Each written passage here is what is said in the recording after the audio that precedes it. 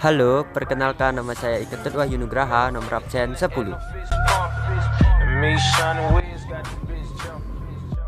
Perkenalkan, nama saya Niputumi Elifsaka Devi, nomor absen 29.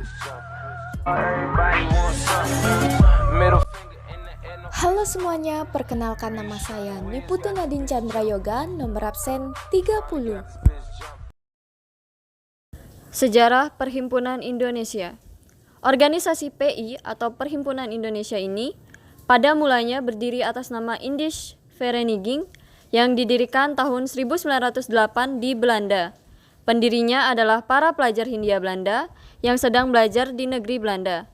Saat itu masih masuk masa penjajahan Belanda di Indonesia, di mana banyak rakyat jelata yang tidak dapat menikmati pendidikan.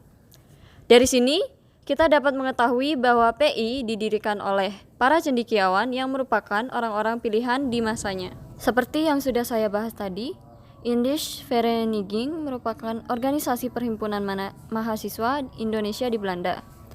Indische Vereniging dipelopori oleh Noto Suroto dan Sultan Kasayangan. Mulanya, Indische Vereniging merupakan organisasi mahasiswa bersifat sosial budaya yang menaungi para pemuda Indonesia di negeri Belanda.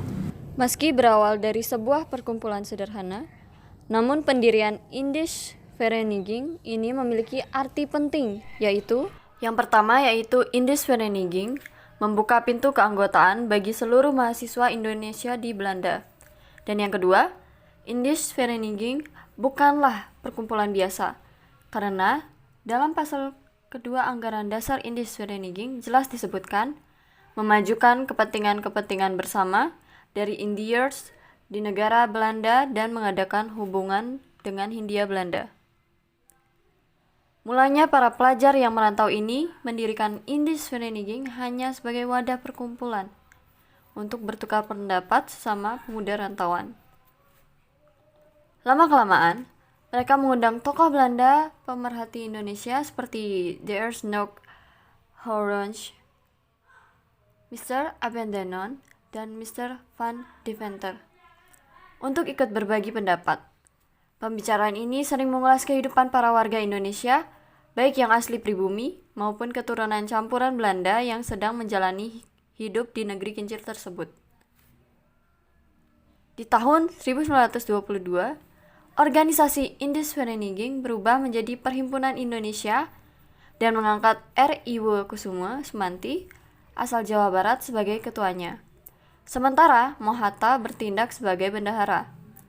Dulunya, Indische Vereniging yang tidak mengurusi perpolitikan mulai merambah dunia tersebut dengan nama baru Perhimpunan Indonesia. Adapun, penggunaan nama Indonesia memiliki arti yang penting.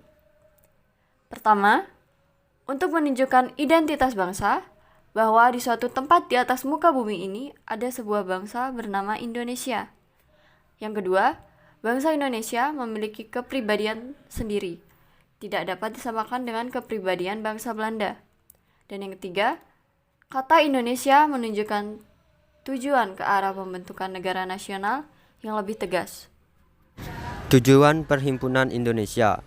Tujuan didirikannya Perhimpunan Indonesia kini bukan lagi sebagai pusat kebudayaan Indonesia di negeri Belanda, melainkan untuk menghasilkan suatu pemerintahan sendiri yang hanya berjalan untuk Indonesia saja.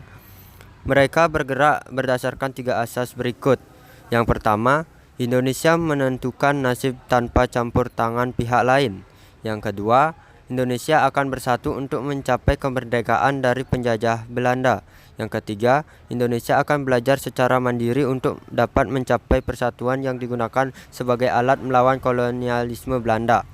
Dengan 3 asas di atas, Perhimpunan Indonesia memasuki dunia politik tanpa rasa takut, walaupun para anggotanya masih berstatus pelajar rantau.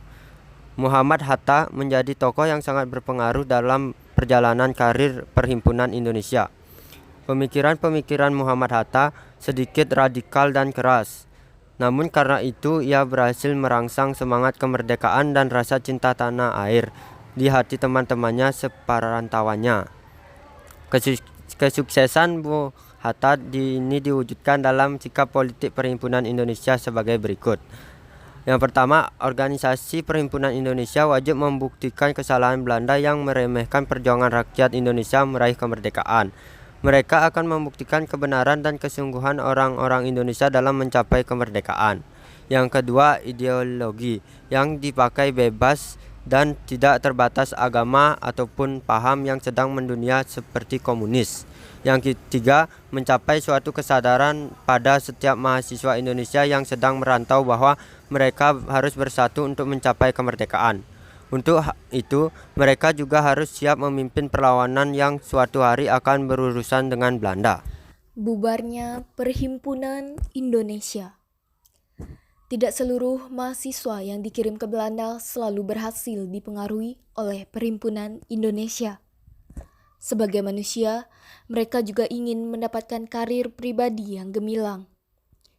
Maka beberapa di antaranya memilih menjadi dokter atau pakar hukum sebagai wujud praktek dari pelajaran yang didapatnya selama di Belanda.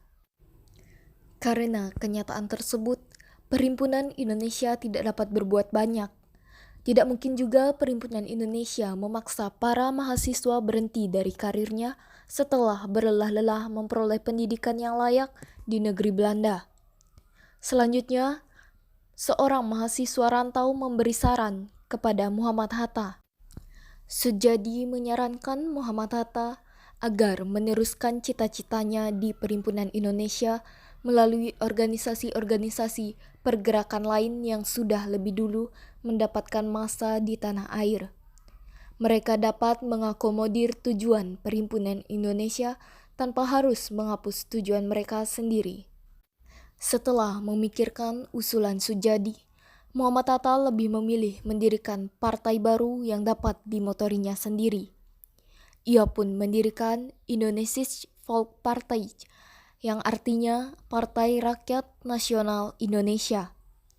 Dengan begitu, berakhirlah sejarah Perhimpunan Indonesia di Belanda.